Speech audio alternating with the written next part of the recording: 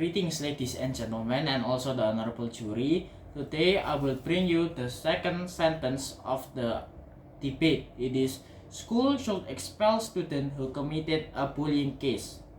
So, ladies and gentlemen, we know that when the perpetrator of bullying stays at a school, he will do the same thing because bullying occurs if because of the psychological condition of someone who consider other to be inferior. Therefore, if the bully remain at school, it will result in an unhealthy and non-conducive school environment. Therefore, schools are obligated to provide solution to perpetrators of bullying by means of rehabilitation, so that the perpetrators will be aware of their deviance. And I know we should give them a second chance, but we should give them a second chance when they have finished rehabilitation, so that they will get a recommendation card from the rehabilitation to enter a school.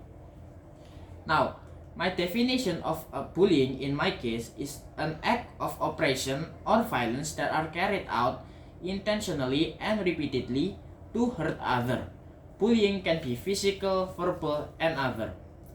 My goal here is we want to boost a healthy school environment so that the point of education can be reached. My justification point before I went into my argument is that they must be expelled out because their treatment can cause the victim to experience trauma and become a negative example for other students. Apart from that, the victim has possibility to become a perpetrator of bullying due to the trauma they receive. The school environment should have respect each other so that no one feels superior to the other.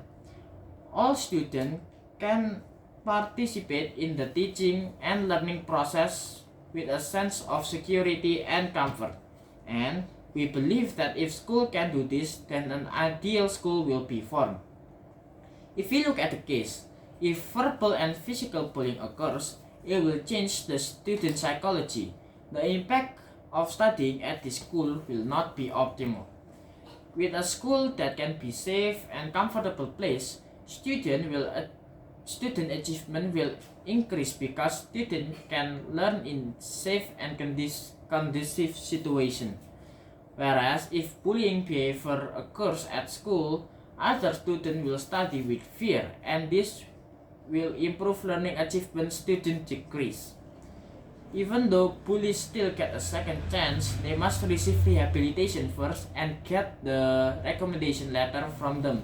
And after returning to school, and they will receive more supervision from the school to avoid repeating the same behavior. And if the bully is given a give the option to move to another school, then the school is obligated to give a note to the new school to avoid bullying behaviors from the perpetrators in the new place. By removing bullies from school, it is hoped that a healthy school environment will be created for teaching and learning process. So, the conclusion of my argument is the point of teaching and learning requires a healthy and conducive environment. If there is a deviant behavior from students, namely in the form of bullying, it will disturb the teaching and learning process at school, especially for the victim. So, the perpetrators must be punished so that he realizes his mistake. That's all for me. Thank you.